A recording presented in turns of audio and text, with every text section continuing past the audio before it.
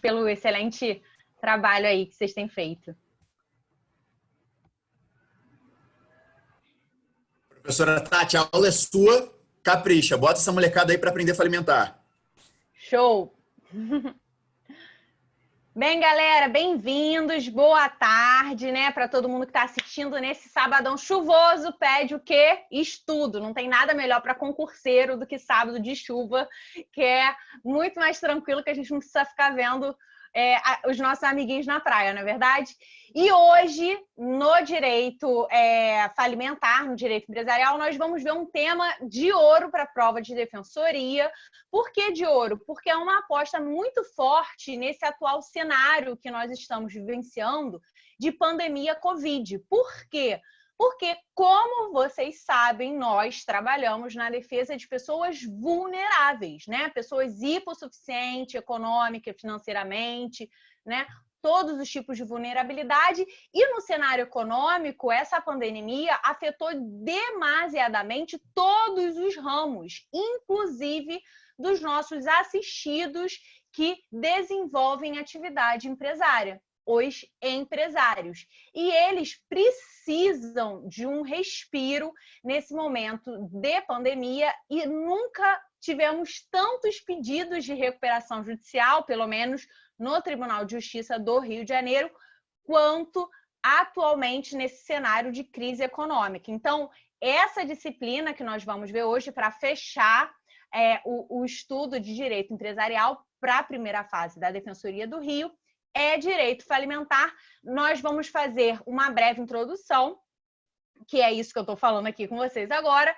Falaremos do pressuposto subjetivo, ou seja, quem se submete à lei falimentar, a lei 11.101 de 2005, a competência. E aí vamos passar a falar do tema mais importante, que é recuperação judicial, e vamos finalizar com falência, beleza? Vai ser bem dinâmica, porque depois vocês têm aula de penal com o maravilhoso Daniel, que foi meu professor. Ele é muito bom, então suguem tudo que vocês puderem dele, que a aula vai ser maravilhosa. Mas antes, para os fortes, direito empresarial, beleza? Então vamos lá.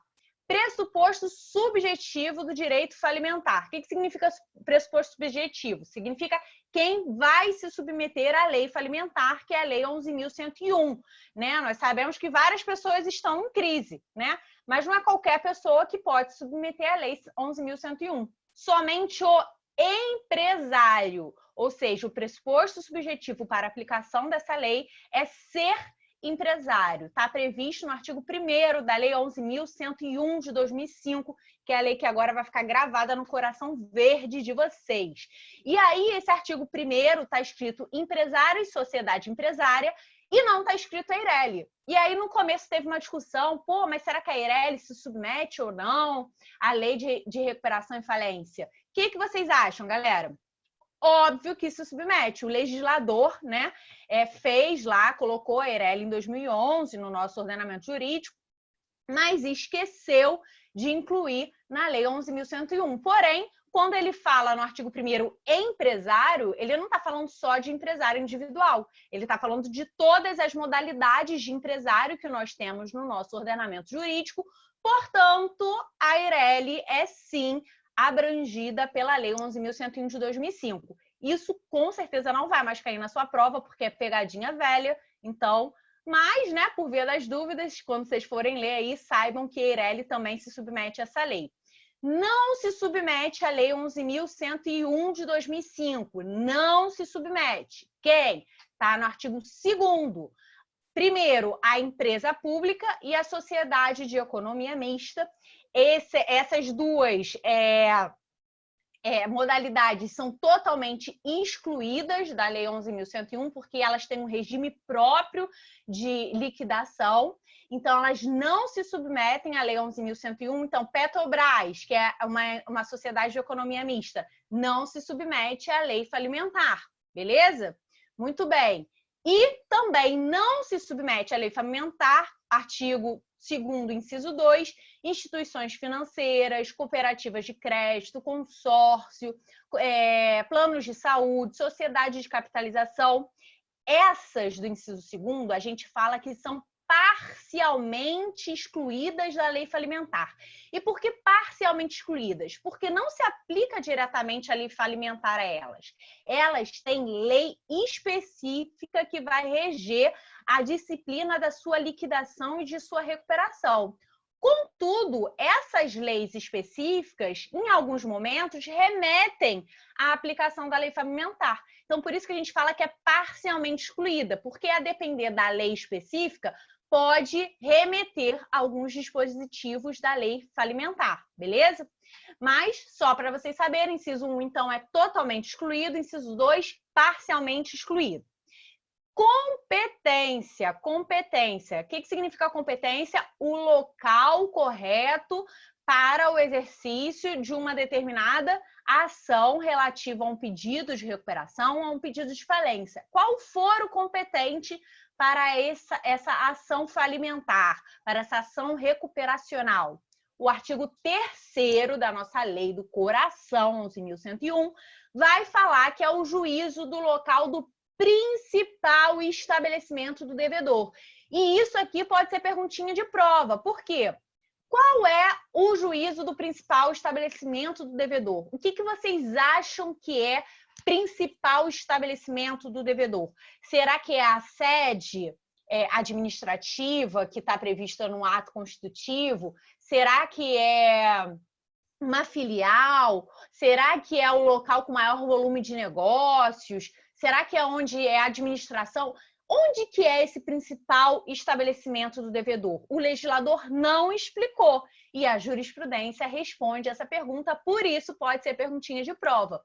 Hoje nós já temos enunciado do CJF respondendo essa questão, que é da jornada de direito civil, quando ainda não existia jornada específica de direito comercial, o enunciado 466 do CJF, em consonância com a jurisprudência do STJ, nesse conflito de competência que eu trouxe para vocês, 27.835 do Distrito Federal, determina que considera-se como principal estabelecimento do devedor aquele para o qual ele converge o maior volume de negócios, o centro vital das principais atividades do devedor.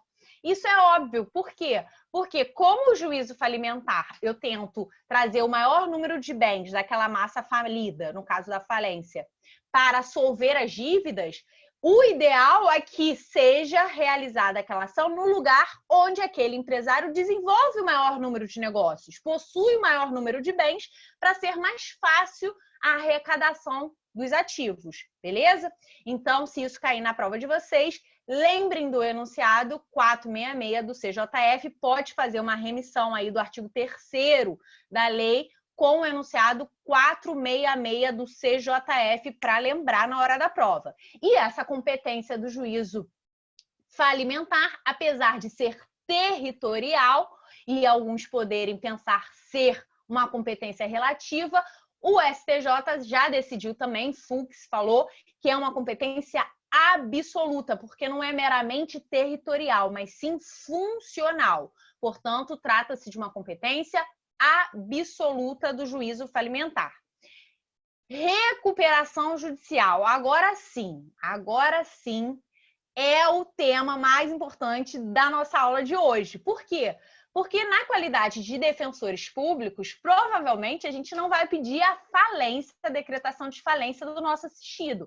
A gente vai pedir a recuperação judicial do nosso assistido, né? Que desenvolve uma atividade empresária, daquele empresário que está passando por um cenário de crise econômica e financeira, mas que tem uma viabilidade de superação daquele estado de crise. Então, nós vamos atuar por essa pessoa hipossuficiente, ainda que seja uma pessoa jurídica, nós atuamos também por pessoas jurídicas, e vamos atuar para superar esse estado de crise. Então, nós vamos atuar pedindo a recuperação judicial. Por isso, é o tema mais importante no que tange à defensoria pública. E existe uma mudança aqui só a fins introdutórios, né, sobre recuperação judicial, existe uma mudança no eixo filosófico da antiga lei que regia o assunto para a nossa atual lei 11.101 de 2005. O antigo decreto 7661 de 45 era muito mais rigoroso e não incentivava a recuperação judicial das empresas. Ele incentivava a quebra logo. Teve uma alteração nesse eixo filosófico, passando a adotar uma postura muito mais de incentivo à recuperação judicial. Antes a gente falava em falência e concordata, né? Com a atual legislação, a gente fala em falência e recuperação judicial. Então, se vocês já escutaram falar, aquela empresa está em concordata, sei que ela está em concordata, é tudo pessoa velha da antiga lei, porque era a antiga recuperação judicial, era chamada de concordata. Antigamente também não existia um incentivo à recuperação, como eu disse, mas sim a quebra. Tudo era motivo de falência, não tinha um incentivo do legislador à recuperação, a antiga concordata. Atualmente, a gente tem um maior incentivo à recuperação judicial, à conservação da empresa viável, como nós vamos ver daqui a pouquinho. E antigamente também, antes de 2005, não existia o Instituto da Recuperação Extrajudicial. Não era possível a recuperação extrajudicial. Inclusive, a tentativa de recuperação extrajudicial era considerada como ato de falência. Atualmente, com a Lei 11.101, é sim possível a chamada recuperação extrajudicial. Vamos, então, aos princípios que vão nortear a recuperação judicial. E caiu recuperação judicial na prova de vocês, tem que falar desses dois princípios. É tipo, assim, estado de inocência para o direito penal, na recuperação judicial, são esses dois princípios. Tem que falar desses dois princípios. Caiu recuperação, tem que falar do artigo 47 da Lei 11.101 de 2005. Obrigatório. Se não falar, não vai falar que foi meu aluno. Tem que colocar esses dois princípios. Quais são esses dois princípios, professoras? Tem uma cola para vocês lícita no artigo 47. São os princípios da função social da empresa e o princípio da preservação da empresa viável, princípio da função social da empresa e o princípio da preservação da empresa viável. Esses princípios estão previstos lá no artigo 47 e eles constituem bases fundamentais para a conservação da empresa. E veja, de acordo com o princípio da função social da empresa, o que se visa proteger, galera, não é o empresário. A gente não está querendo proteger, passar a mão nas pessoas. Não é esse o objetivo da lei. A gente quer proteger a atividade econômica, porque ela gera uma série de funções sociais. Quais sejam? Emprega mão de obra, ou seja, emprega vários trabalhadores, ela acarreta tributo pra caramba. Eu brinco falando que todo empresário, obrigatoriamente, seria uma sociedade, porque teria como sócio o fisco, o erário, porque a quantidade de tributo que se paga nesse país é absurda. Então, eu até brinco falando que um sócio obrigatório de toda a sociedade é o Estado, mas isso é brincadeira, tá? Só para fazer uma crítica à excessiva carga tributária. Mas, então, tem uma arrecadação tributária muito grande, que tem uma função social, né, muito grande, e um aumento da produção de serviços no mercado, colocando mais serviços e produtos à disposição do mercado, aumentando a oferta, diminuindo o monopólio e, com isso, diminuindo o preço e a taxa de juros do mercado. Então, veja, uma atividade econômica em exercício na nossa sociedade gera uma série de benefícios e funções sociais. Por isso, o intuito tem que ser conservar e não quebrar uma determinada atividade econômica. Mas soma-se a isso o princípio da preservação da empresa viável. Nós devemos conservar as empresas? Sim. Contudo, nós só podemos conservar e preservar as empresas que têm viabilidade de soerguimento econômico financeiro. O STJ usa muito essa expressão. Soerguimento econômico financeiro. Ou seja, só podemos incentivar e dar uma série de benefícios para a superação do estado de crise econômica daquelas empresas que têm condições de superar aquela crise econômica, porque se ela não tiver condição, ela vai ficar inadimplente, vai dar calote, com isso não vai pagar empréstimo, com isso os bancos vão aumentar taxas de juros, ou seja, os malefícios seriam muito maiores do que os benefícios. Então, para que haja uma preservação da empresa com uma série de benefícios legais, ela deve demonstrar sua viabilidade de sorregimento econômico-financeiro. Então, são esses os dois princípios fundantes, basilares da recuperação judicial.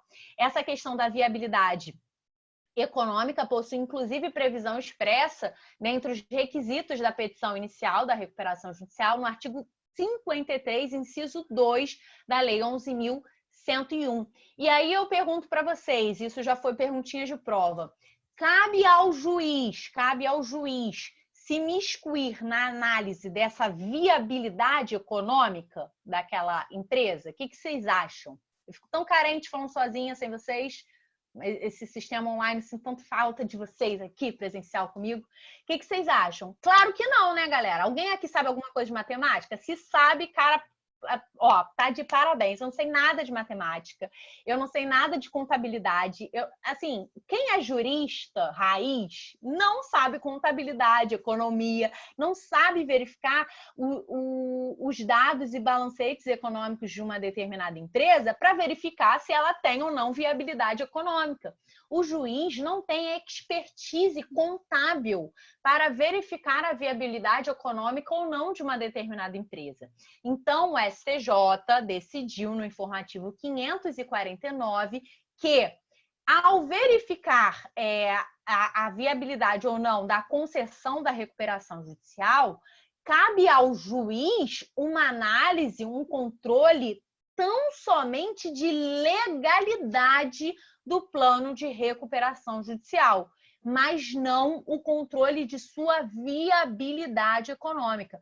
Quem vai ver se é viável ou não economicamente aquela recuperação são os credores na hora de votar o plano de recuperação judicial. Não é o juiz que tem que se meter naquela recuperação se é viável ou não economicamente. O juiz não tem expertise para decidir sobre a viabilidade econômica. Então, se num caso concreto cai na prova de vocês que o juiz, numa decisão, determinou que não era viável economicamente, esse ato do juiz é nulo de pleno direito, com base na jurisprudência do STJ, não cabe ao juiz se miscuir na viabilidade econômica, mas tão somente em um controle de legalidade.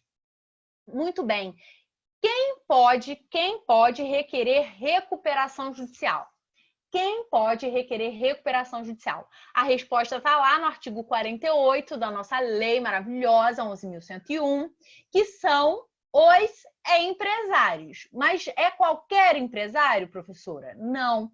Existem alguns requisitos para o requerimento de recuperação judicial. Não é qualquer empresário que vai poder fazer o pedido de me ajuda aí, eu estou me afogando, me ajuda aqui a tirar daqui. Não é qualquer empresário. Quais são os empresários que poderão fazer esse pedido? Está previsto no artigo 48 da Lei 11.101. Para vocês decorarem, eu trouxe aqui os 4 requisitos fundamentais. Primeiro requisito, ele deve ser um empresário regular, e aí tem que lembrar da nossa última aulinha de direito empresarial, que a gente já estudou como que o empresário vai conseguir a regularidade, que é perante o registro na junta comercial, está lá no artigo 985 do Código Civil.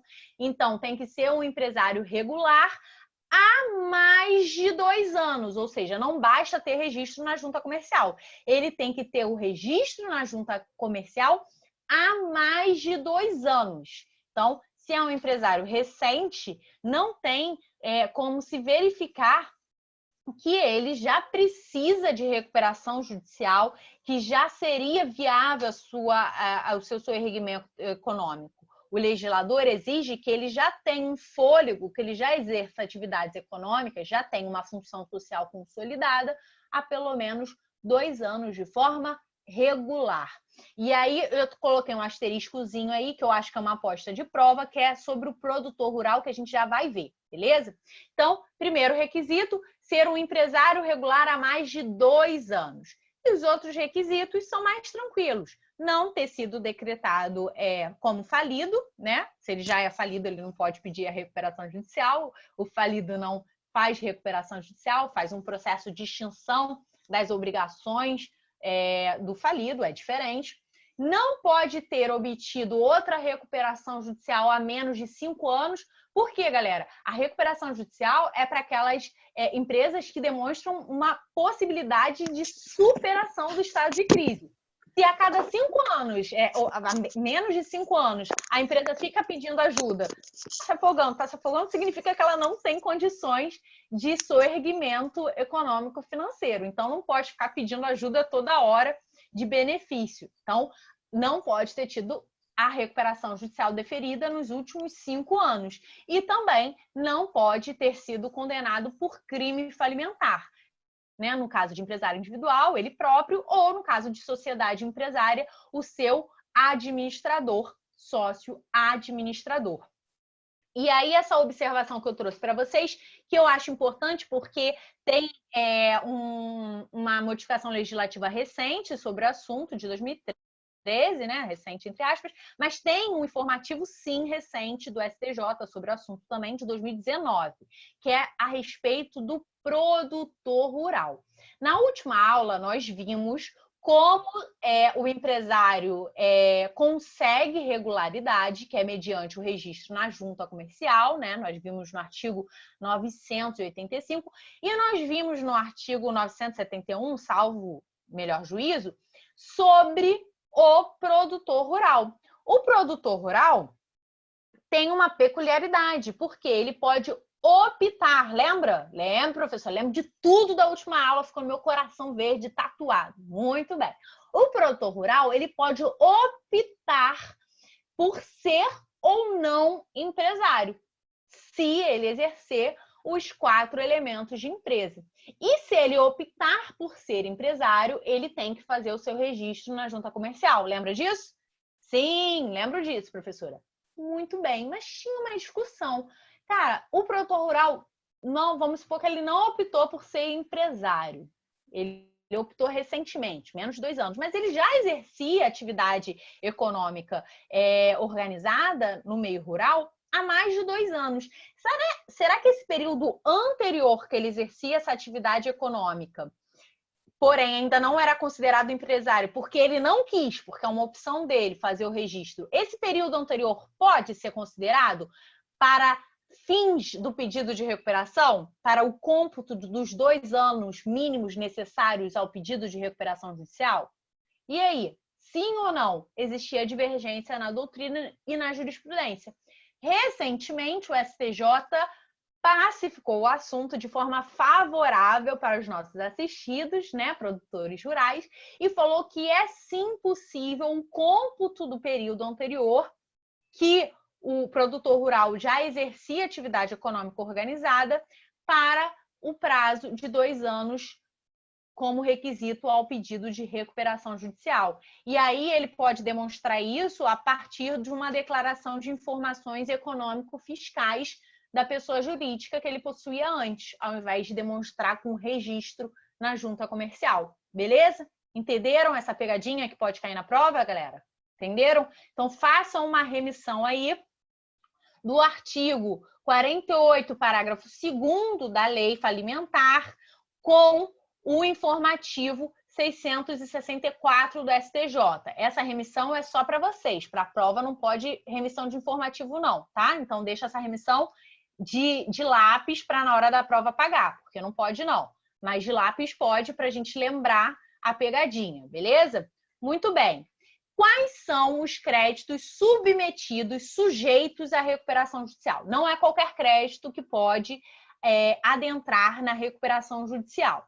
Então, quais são os créditos e a partir de quando são os créditos que são sujeitos à recuperação judicial? Essa resposta está no artigo 49 da nossa lei preferida, a partir de hoje, Lei 11.101, que diz que estão sujeitos à recuperação judicial todos os créditos existentes. Grifem essa palavra, porque isso pode muito cair na prova de vocês, porque ano passado teve muita jurisprudência sobre isso. Existentes na data do pedido, e aí pega outro marca-texto de outra cor e grifem, ainda que não vencidos. É muito importante a redação desse dispositivo legal. Então, estão sujeitos à recuperação todos os créditos que existem, ainda que não vencidos. Ou seja, o crédito já existe, ainda não está na data de pagar, mas ele já vai se submeter à recuperação judicial. Se ele existe na data do pedido, na data da petição inicial que pede a recuperação judicial, ele é abrangido pela recuperação judicial.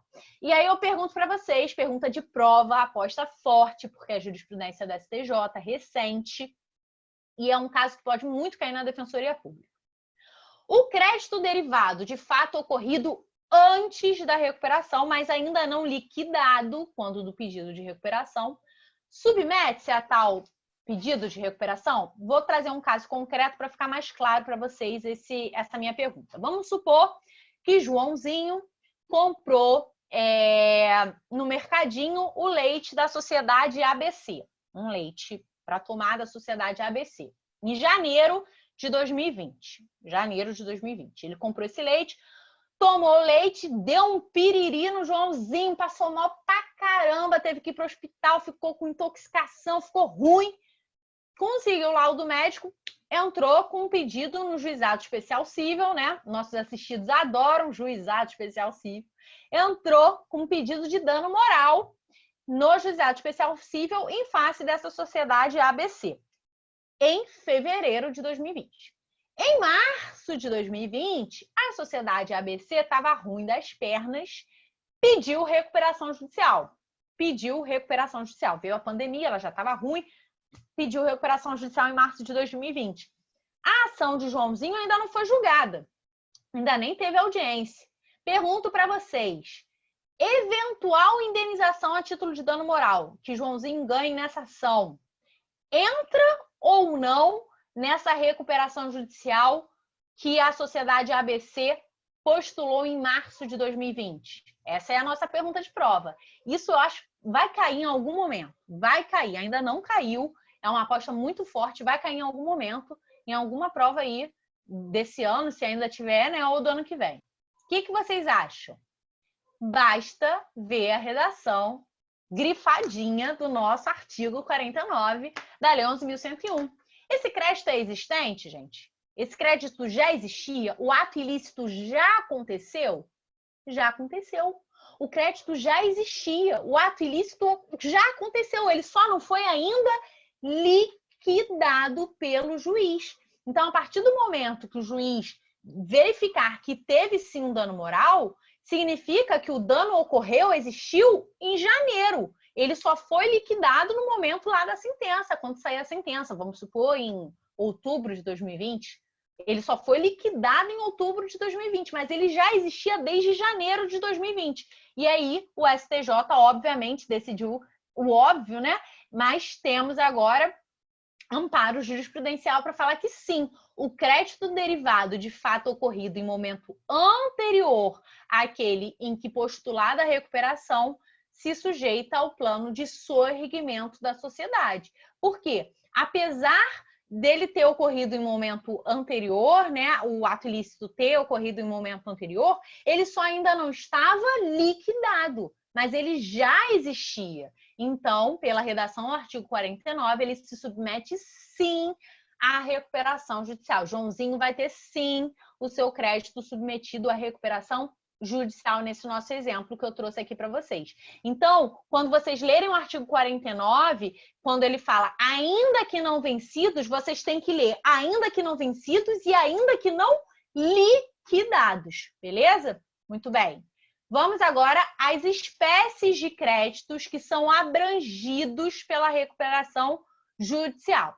Como eu disse para vocês, não é qualquer crédito que pode entrar na recuperação judicial. Beleza? A gente já viu que os créditos posteriores ao pedido não entram, porque o artigo 49 fala que só os créditos existentes até a data do pedido que vão se submeter, mas além disso tem algumas espécies que têm peculiaridades. O crédito trabalhista.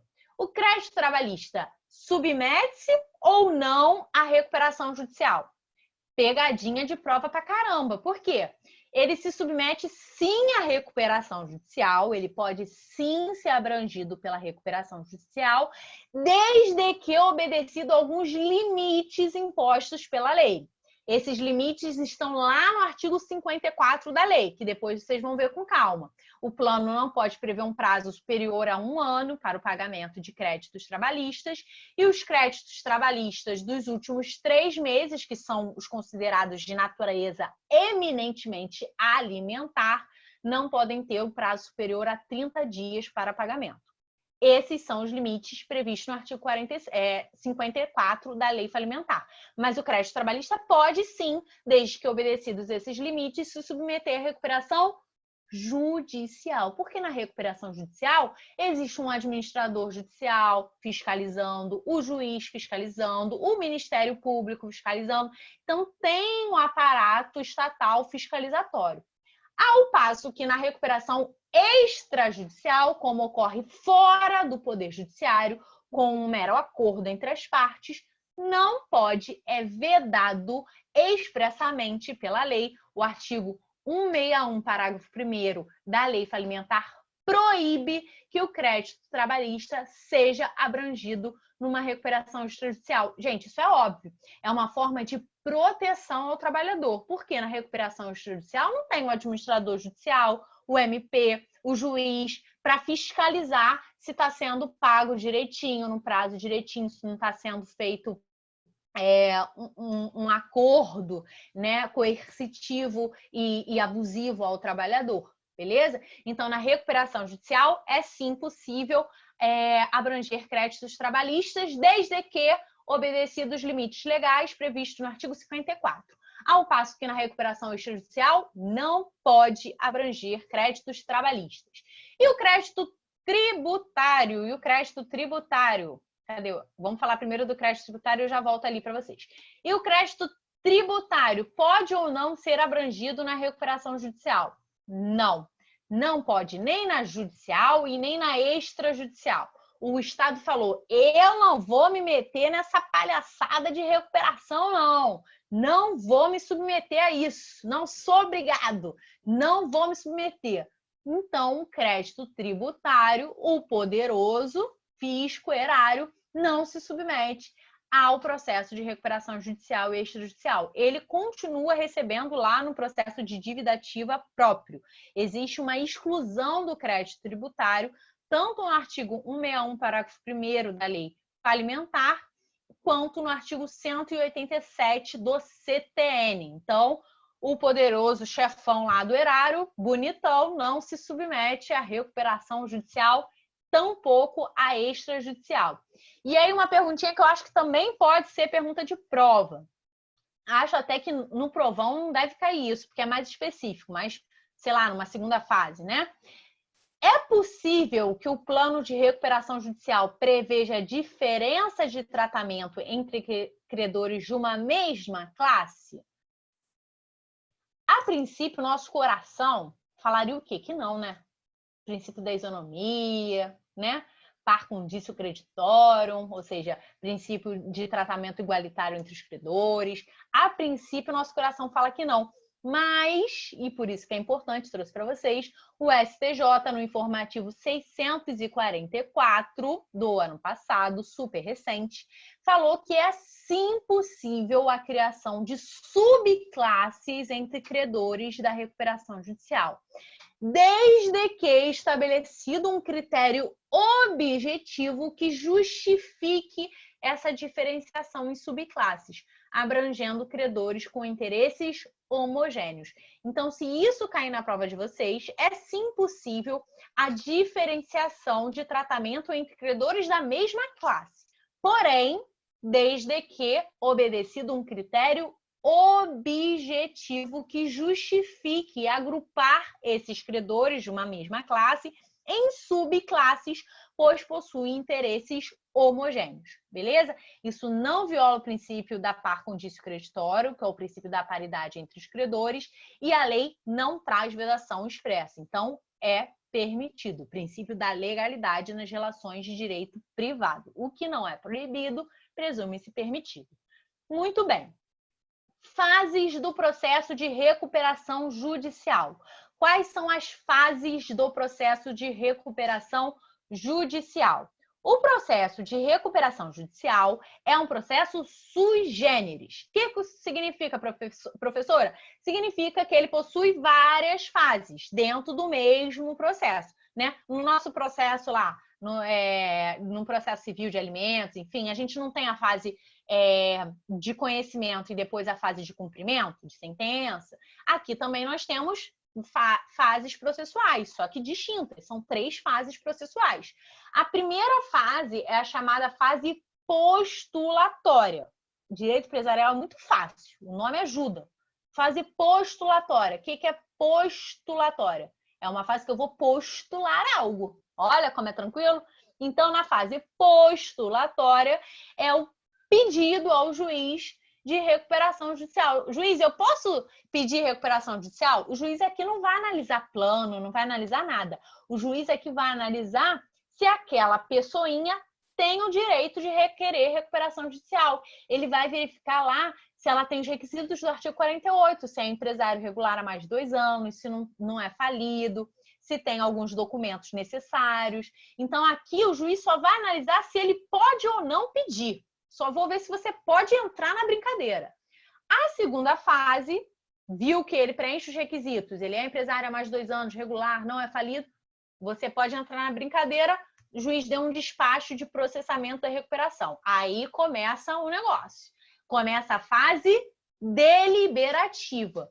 Com despacho de processamento da recuperação, começa a fase deliberativa, em que agora sim aquele empresário vai apresentar o plano de recuperação judicial aos credores, para os credores discutirem aquele plano e verificarem se deixam, se concordam ou não com aquele plano de recuperação judicial. Então, é uma fase em que eles vão deliberar acerca do plano.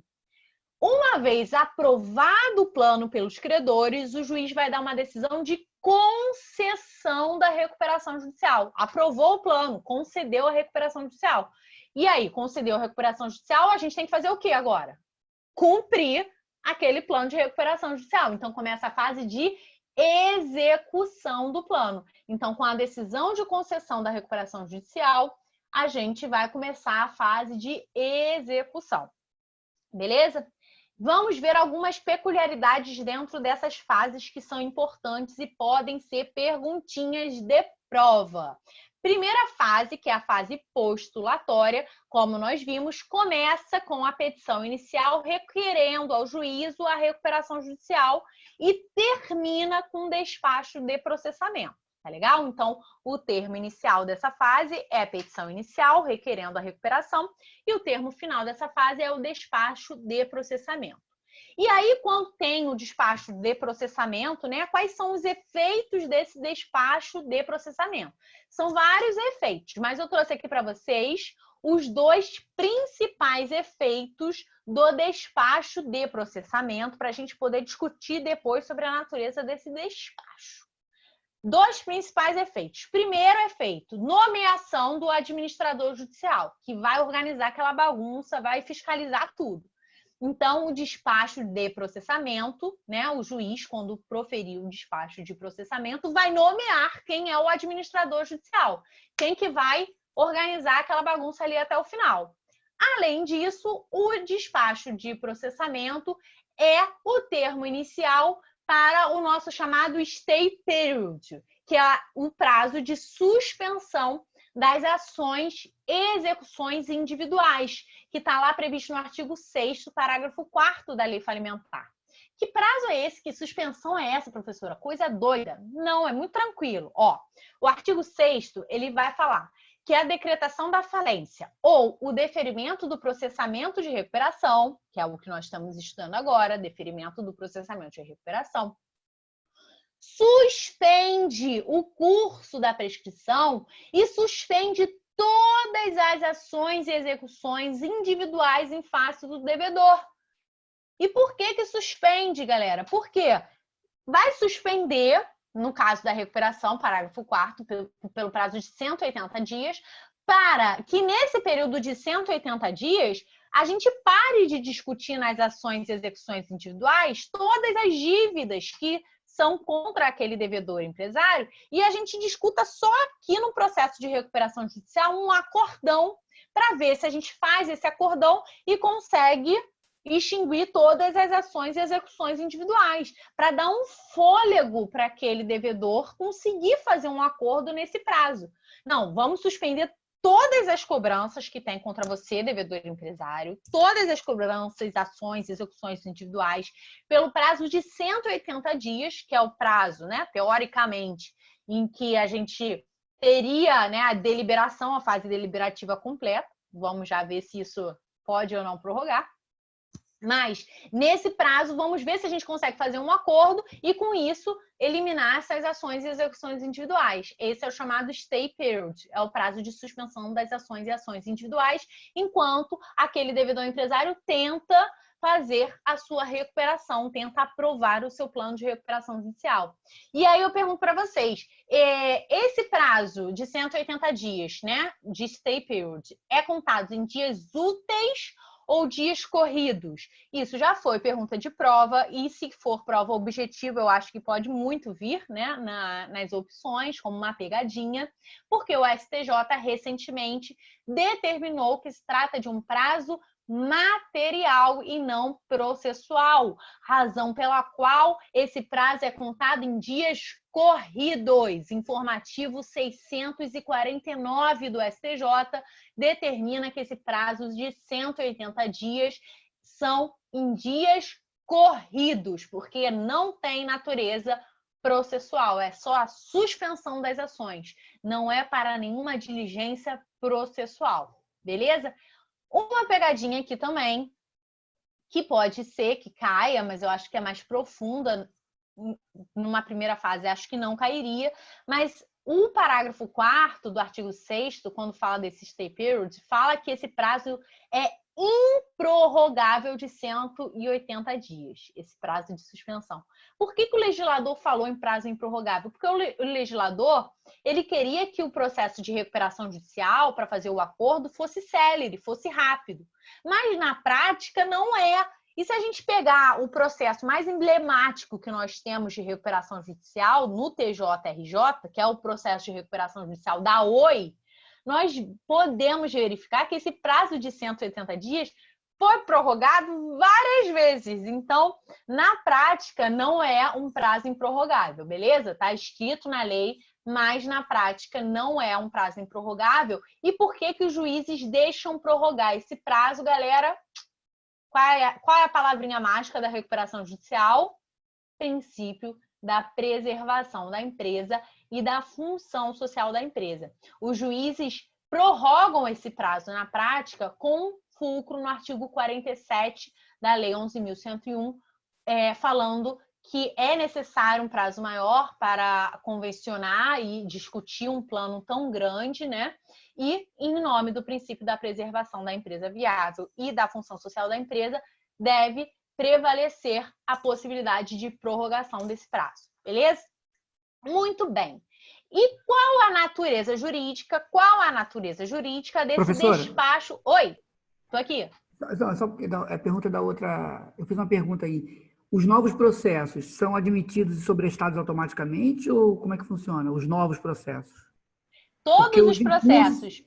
Mas Sim. os novos também eles são os admitidos novos também sobrestados? são admitidos, exatamente. Eles são admitidos, não tem nenhuma inépcia da inicial, nada, ele é admitido, só que ele é automaticamente suspenso, beleza? Ele é automaticamente suspenso, desde que, obviamente, aquele crédito seja abrangido pela recuperação judicial, desde que aquele crédito específico tenha sido existente até a data do pedido. Se ele tiver sido constituído depois da data do pedido, aquela ação vai continuar correndo normalmente, porque ela não se submete à recuperação judicial, beleza? Mas se for um crédito já existente, é sim suspensa também, ok? Muito bem. Qual é a natureza jurídica desse despacho de processamento, galera? Qual é a natureza jurídica desse despacho de processamento? E eu trouxe para vocês os principais efeitos dele, principalmente para a gente analisar a sua natureza jurídica. O STJ tem súmula e tem informativo de 2015 reforçando essa súmula, ou seja, depois da atual lei de falência, que diz que esse despacho de processamento é um mero despacho e, portanto, seria irrecorrível.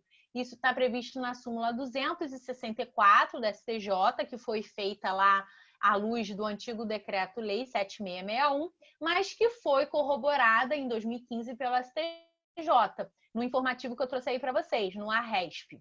E aí ele fala que seria um mero despacho, então a princípio não poderia ter recurso, né? Seria irrecorrível. Mas a doutrina moderna, e nós, inclusive, e nós somos muito modernos, né? Nós vamos criticar essa posição da STJ e vamos sustentar com base na doutrina moderna, Fábio Ulloa, Marlon Tomazetti, André Santa Cruz, que trata-se, na verdade, de uma verdadeira decisão interlocutória, porque possui efeitos concretos de análise de mérito. Nomeia administrador judicial, começa a contar prazo dos stay periods, então é uma decisão de mérito e, portanto, é uma decisão interlocutória. E uma decisão interlocutória com efeitos de mérito numa fase de execução, porque o processo de recuperação nada mais é do que um processo de execução extraconcursal, cabe, de acordo com o artigo 1015, parágrafo único do CPC, cabe o que, galera? Agravo de instrumento. Então, se cair na nossa prova alguma questão sobre o despacho de processamento, a gente tem, e a posição institucional com certeza é essa, é a moderna, até porque a gente vai estar querendo defender os interesses do nosso assistido, então a gente vai querer recorrer, a gente vai sustentar que, na verdade, trata-se, a gente vai falar da posição da STJ, óbvio, para mostrar para o examinador que a gente sabe, a súmula sabe a decisão da STJ, mas a gente vai criticar. Vai falar que, apesar da jurisprudência ser no sentido de tratar-se de um mero despacho, trata-se, na realidade, de uma decisão com efeitos de mérito, que repercute no processo.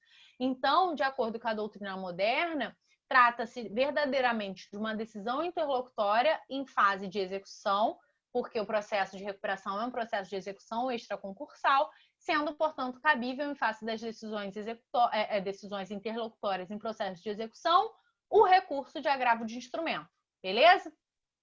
Muito bem. A segunda fase é a fase deliberativa, como eu disse aqui para vocês, né? O juiz analisou lá na primeira fase que aquele empresário é regular, tem mais de 2 anos, não é falido, nem nada, o juiz vai falar, beleza, você pode ir lá para os credores pedir sua recuperação judicial. Né? O filho foi lá e falou para a mãe, eu posso ir para a festa? Posso ir para a festa? Por favor, quero ir para a festa para conversar com os meus amiguinhos, vai ter uma reunião de escola. Aí pede para a mãe, fica lá desenrolando com a mãe. A mãe fala, tá bom, pode ir para a festa. O filho vai para a festa para fazer lá a reuniãozinha da escola. Aqui é esse momento. O juiz falou, tá bom, vai para a festa. Acabou a fase postulatória, o devedor vai para a festa para falar com os amiguinhos, com os credores, se pode fazer o acordo de recuperação judicial. Aqui começa o negócio, aqui que vai começar a desenrolar para ver se consegue chegar a um acordo, que é o plano de recuperação judicial. Então, com o despacho de processamento, inicia-se o período de deliberação do plano de recuperação judicial, que vai se concretizar, se for aprovado o plano, com a decisão de concessão que aprova o plano de recuperação judicial. Beleza? Principal objetivo dessa fase é a deliberação, é a votação do plano de recuperação judicial pela Assembleia Geral de Credores. E o procedimento eu trouxe aqui para vocês, não dá tempo da gente falar especificamente sobre cada fase, né? Mas eu trouxe aqui para vocês o procedimento, a apresentação do plano, aí o juiz publica o edital, depois dessa publicação tem um prazo de 30 dias para os credores oferecerem objeções. Se forem oferecidas objeções, o juiz designa a Assembleia Geral de Credores para votar, tudo mais, beleza? Tá tudo aqui nesse procedimento para vocês verem depois com calma. E os requisitos para aprovação do plano de recuperação judicial estão previstos lá no artigo 41 e 45 da Lei 11.101.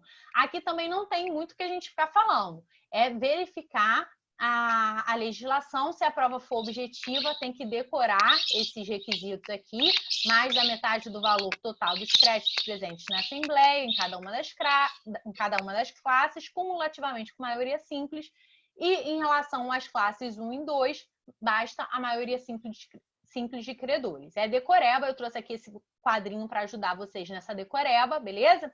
Mas o mais importante, se a prova for discursiva, né, for escrita, aí beleza, aí vocês não precisam decorar isso, porque como o provão, a primeira fase não é com consulta, né, ao código, eles não podem cobrar isso de vocês, beleza? O mais importante, se for discursiva, eu acho que é esse cram down. É a possibilidade de cram down. Ou seja, o artigo 41 e 45 traz requisitos para aprovação do plano, né? Uma série de requisitos. Ou seja, quanto que tem que ter em cada classe de aprovação, maioria simples, cumulativamente com a maioria por cabeça, tudo mais. Mas ainda que não preencha todos esses requisitos, será que existe alguma viabilidade de aprovação mesmo assim? Existe. E isso é muito importante para a gente, porque a gente defende a pessoa que quer recuperação. A gente está ali pelo empresário, geralmente. Então, a gente vai tentar todos os meios possíveis para a recuperação judicial. Então, a gente tem que conhecer a redação do parágrafo 1º do artigo 58 da Lei 11.101, que é o chamado cram down, que em inglês significa enfiar goela abaixo, ou seja, vamos obrigar esses credores a aceitarem um plano ainda que não preencha todos os requisitos previstos no artigo 45. E aí, o juiz poderá conceder a recuperação judicial com base em um plano que não tem obtido aprovação na forma do artigo 45, desde que aí traz novos requisitos, né?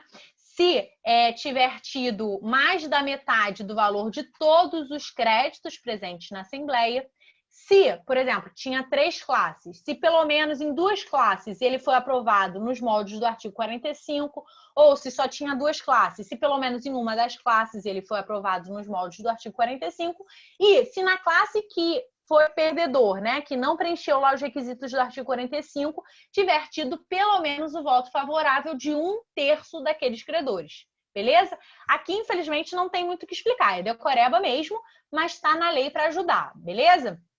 Muito bem. Se o plano de recuperação judicial não for aprovado nem na Assembleia Geral de Credores e tampouco preencher os requisitos do cram down, né, do 58, parágrafo 1º, qual a consequência? Pô, galera, infelizmente a consequência é a decretação da falência. Se não for aprovado, nem pelo artigo 45, nem pelo 58, parágrafo 1º, a consequência é a decretação da falência. Então, por isso que a gente tem que ter cuidado ao pedir recuperação judicial também. Se a gente sabe que é impossível a recuperação judicial, vamos tentar fazer uma manobra para tentar extrajudicial, para tentar uma forma de pagar, pegar um empréstimo, sei lá. Porque se pedir recuperação judicial que sabe que vai perder, a consequência é a decretação da falência. Tá? Tá lá no artigo 56, parágrafo 4º, combinado com 73, inciso 3 da Lei Falimentar. Ok?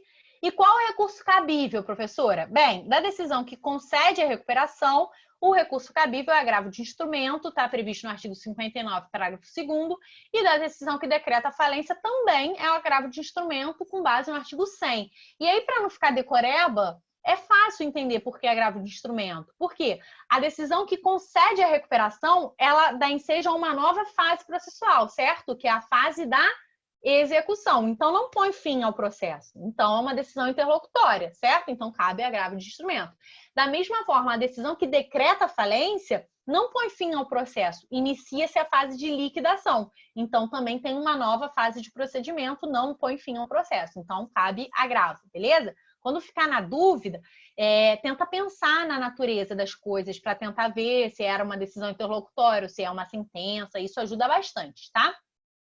Responsabilidade civil dos garantidores. Isso eu acho muito importante também, galera. Acho uma aposta de prova por causa da súmula e isso também é muito importante para a prova de defensoria se a gente estiver assistindo um avalista, por exemplo. Responsabilidade civil dos garantidores. Vamos supor que nós temos fiadores, avalistas, né? Nós temos várias pessoas que estão garantindo aquele crédito que se submeteu à recuperação judicial. Será que essas pessoas, né, esses garantidores, fiador, avalista, será que eles também são submetidos à recuperação judicial? Ou será que os créditos deles permanecem intactos e assim as ações e execuções que existem em face deles podem continuar, podem prosseguir? O artigo 59 da Lei 11.101 fala que a novação operada no processo de recuperação não extingue as garantias que haviam sido prestadas aos credores. E isso foi ratificado pelo STJ na súmula 581 do STJ. Então, aqui o acessório não segue o principal, não. Aqui é uma exceção à regra, beleza? Por isso que é importante e por isso que pode ser pegadinha de prova. Então, as ações e execuções individuais que existem em face dos garantidores, de avalistas, de fiadores, não são suspensas, elas não vão ser renovadas, elas vão continuar rígidas, porque a novação que se opera no processo de recuperação judicial não abrange os créditos dos garantidores. Súmula 581 do STJ, beleza? Muito bem. Isso eu acho mesmo que pode ser posto de prova. Falência, para a gente terminar e vocês poderem beber uma água, fazer um xixi antes da aula de penal. Falência. Vamos ver aqui, legitimidade ativa, ou seja, quem pode requerer falência. Veja, não é quem pode falir. Falir qualquer empresário, até irregular. Inclusive o irregular com muito mais força pode falir, não é verdade? Porque falência é uma coisa ruim. A gente vai ver quem pode pedir a falência de outra pessoa. Vamos ver as hipóteses de decretação de falência e, por fim, o procedimento. Legitimidade ativa, ou seja, quem pode pedir a falência de outro. O próprio devedor pode requerer a sua autofalência, né? Esse inciso 1º do artigo 97 a gente chama de autofalência, quando o próprio devedor, vendo que não tem mais viabilidade econômica, que está sufocado por dívidas, pede ele mesmo a sua autodecretação de falência. O cônjuge sobrevivente, em caso de empresário individual, né? O herdeiro, o inventariante. O cotista ou acionista, ou seja, um dos sócios daquela sociedade empresária pode pedir a decretação de falência da sua sociedade empresária. E o inciso 4º, que é o que acontece em 99% dos casos, algum credor, né? Qualquer credor poderia também pedir a decretação de falência de outro. E aí só uma observação, qualquer credor. Mas se esse credor for também empresário, para apontar o dedo para o outro, lembra que minha mãe falava, para apontar o dedo para o outro, você tem que estar certinho, tem que estar com razão. Então, para ter falência decretada, aquele empresário pode ser irregular.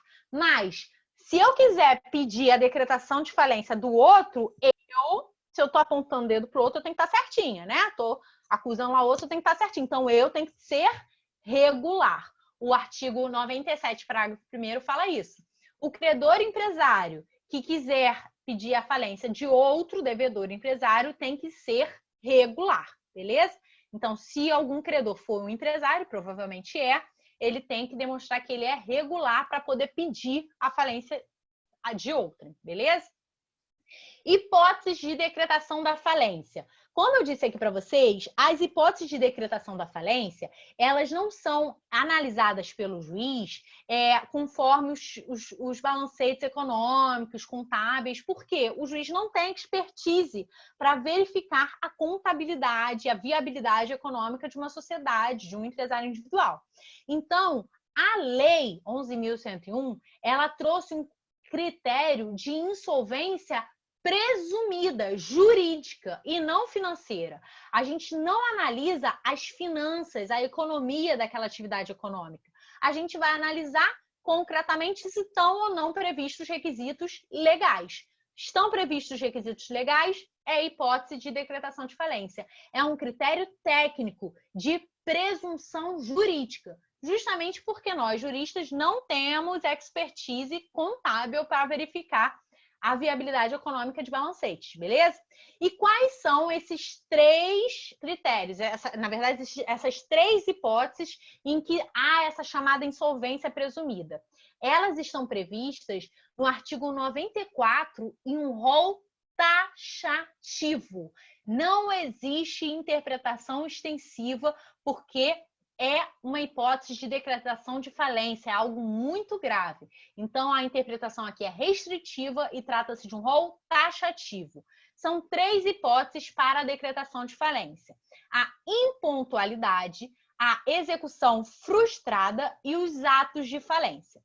A impontualidade está prevista no artigo 94, inciso 1, que significa o seguinte: ela se caracteriza quando, sem uma relevante razão de direito, o devedor, né, empresário, não paga no vencimento, na data do vencimento, uma obrigação líquida materializada em títulos protestados que ultrapassem o valor de 40 salários mínimos. Ou seja, um devedor empresário tem títulos, né, que ultrapassem 40 salários mínimos e ele não pagou esses títulos na data de vencimento, aqueles credores protestam aquele título. Se ainda assim ele não pagar aquele título, eles podem, inclusive em conjunto, litisconsórcio, entrar com uma ação para decretar a falência daquele devedor.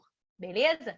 Então, um requisito aqui, além dos 40 salários mínimos, galera, é que haja o protesto desses títulos, beleza? É um protesto que a gente chama protestos para fins falimentares, mas que na prática não muda nada, é um protesto normal, protesto comum.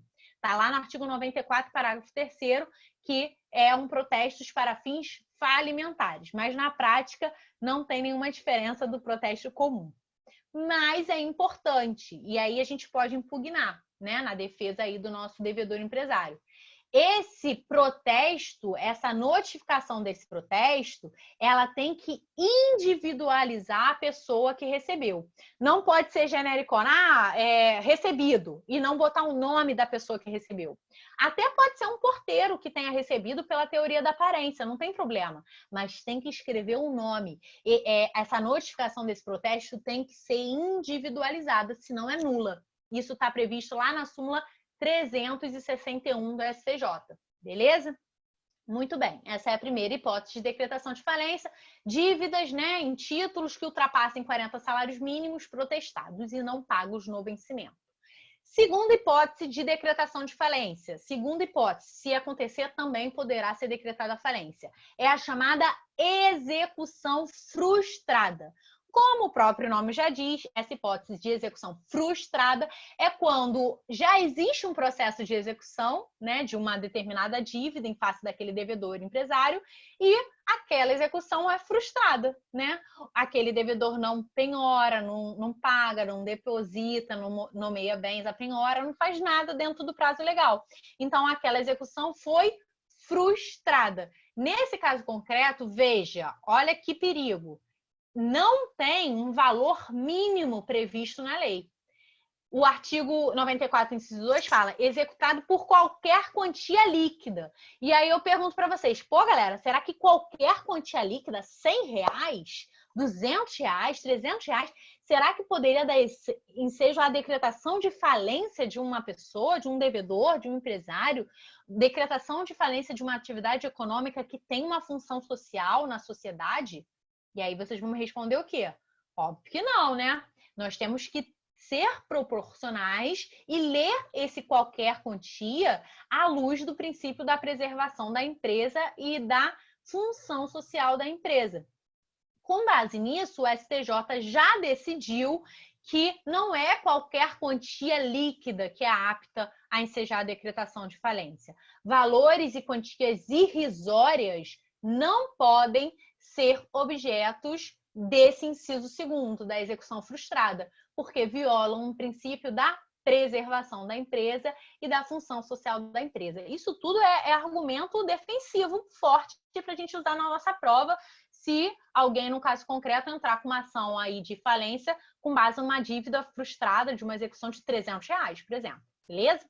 Outra coisa importante aqui é que, para você demonstrar né, esse pedido de falência com base nessa execução frustrada, você tem que pedir ao juízo da execução uma certidão de execução frustrada, que o juízo emite, e com base nesse documento, é um requisito essencial desse inciso 2, você vai juntar na sua petição inicial para pedir a falência, ok? E, por fim, a última hipótese de decretação de falência são os atos de falência, que estão previstos em um rol taxativo do artigo 94. Por exemplo, descumpriu o plano de recuperação judicial, vai converter em falência, tá? Então, todos esses incisos e alíneas do artigo 94.3 são hipóteses de decretação automática da falência, ok? Muito bem, procedimento. Vocês estão vendo o procedimento? Que aqui para mim apareceu que parou o compartilhamento. Vocês estão conseguindo ver os balãozinhos? Sim. Citação? Sim, professora. Dá para ver. Sim? Ah, que bom então. Show. Já estamos terminando, tá, gente? Que eu sei que vocês têm aula agora do Dani. Procedimento. Bem, o devedor, ele é citado no processo de falência, de decretação de falência, ele é citado e ele tem uma série de possibilidades de manifestação, inclusive ficar inerte, né? Sumir. E acontece muito na defensoria. Uma vez citado, ele pode pedir a recuperação, né? Com base no artigo 95, ele pode pedir a convolução daquele processo de falência em recuperação, desde que ele demonstre que tem todos os requisitos para tanto. Ele pode apresentar contestação, né, com matéria relevante, sem matéria relevante. Ele pode apresentar contestação mais o depósito elisivo, que é isso que é o mais importante. Ele pode só apresentar o depósito elisivo, ou ele pode ficar quietão lá, tranquilão, dane-se, né? O mais importante, que eu acho que se cair na prova de vocês, é apresentar contestação com o chamado depósito elisivo. O depósito elisivo é uma ótima opção, infelizmente, para os nossos assistidos, não muito prática, porque tem que ter dinheiro para fazer esse depósito elisivo, e na maioria das vezes eles não têm, mas é uma viabilidade que na defesa técnica a gente pode, né, sustentar. Quando eles são citados, e uma peculiaridade muito importante, eles são citados para contestar no prazo de 10 dias, não é 15 dias, aqui é lei especial, aplica a lei especial. 10 dias, então eles são citados 10 dias úteis, porque é processual, tá? E aplica o 219 do CPC. Então, eles são citados para contestar no prazo de 10 dias. O artigo 98, parágrafo único, fala, nesse prazo da contestação, o devedor empresário, né, nesse processo de falência, que estão pedindo a falência dele, ele pode, se essa falência for com base ou em impontualidade ou em execução frustrada, ou seja, coisas que envolvam dívidas de valor, né? Então, se essa decretação, esse pedido for com base em dívidas de valor, ele pode, junto com o prazo de contestação, né, nesses mesmos 10 dias, depositar em juízo o valor correspondente ao total do crédito que está sendo ali impugnado.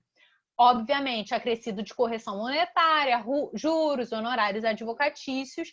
Nessa hipótese, não poderá ser decretada a falência. O depósito elisivo, portanto, galera, não é uma forma de pagamento, é uma forma de caução, né? Uma forma de garantia que o nosso devedor vai depositar em juízo para evitar a decretação da falência, ok? Então, ele tem a natureza jurídica de um efeito impeditivo da decretação de falência. Fábio Lhou até brinca, ele fala que, na verdade, ele não é uma forma de pagamento, mera caução, mas se o devedor quiser só fazer o depósito lesivo e não apresentar contestação, ele vai acabar sendo uma forma de pagamento, porque não vai contestar, o juiz vai levantar aquele valor e vai dar para a pessoa que está pedindo, beleza? Então, é uma opção que nós temos, além da contestação, recomendar, e um meio de defesa é o depósito elisivo. E aí, quais são os recursos cabíveis? Bem, da sentença que decreta a falência, como eu disse para vocês, decretou a falência, vai começar o processo de liquidação, então vai continuar o procedimento. Então, da sentença que decreta a falência, cabe agravo de instrumento com base no artigo 100 e com base no artigo 1015, inciso 13 do CPC. E a sentença que nega o pedido de falência, ela extinguiu efetivamente todo aquele processo. Então, da sentença que nega denegatória de falência, é cabível o recurso de apelação. Beleza? Gente, ficamos por aqui. Foi um grande prazer estar com vocês na nossa última aula e na aula de hoje, que foi mais rapidinha, porém não menos importante, porque é um assunto muito em voga nesse atual cenário de pandemia e crise econômica. Eu trouxe aqui um recadinho para vocês que eu já trouxe na última aula e eu colocava como fundo de tela no meu celular quando eu estava estudando, como vocês, porque às vezes a gente desanima, a gente fica cansado, né? Tem vários problemas de toda a vida que não acabam e não param porque a gente tem que estudar. E aí, quando eu desanimava, eu lia essa frase e eu renovava um pouquinho a energia junto com o Red Bull, que é você só vence amanhã se não desistir hoje. Então, não desistam dos seus sonhos. O tempo vai passar de qualquer maneira. Não fica preocupado com o tempo que vai levar para acontecer, porque o tempo vai acontecer de qualquer maneira, ele vai passar e vocês já são vencedores de estarem aqui estudando empresarial em um sábado à tarde, beleza? Foi um grande prazer estar com vocês. Contem comigo para o que precisarem. Coração verde sempre, sangue institucional. Se tiver qualquer dúvida, podem me chamar lá no Instagram, tati@campus. E eu tenho também um Instagram com 2 colegas defensoras, a Aline, que inclusive já deu aula aqui para vocês, maravilhosa, que é o Questões Defensoria, que a gente coloca várias dicas também de prova para a Defensoria Pública, beleza? Eu não consegui ficar vendo as perguntas, se tiver pergunta, por causa da aula do Dani, né? Eu não queria atrasar por causa da aula dele, enfim. Mas eu só tenho a agradecer. Tô vendo aqui que não tem muita pergunta, não. Só tem o carinho de vocês mesmo. É isso, gente. Obrigada por tudo. Contem comigo para o que precisar. E eu só vou exigir que eu seja chamada para a festa de posse de vocês quando vocês passarem e se tornarem meus colegas aqui na Defensoria do Rio. Beleza? Quero ir nessa festa aí. Força, foco e fé. Vamos acreditar que a gente só vence quando a gente acredita e não desiste. Beleza?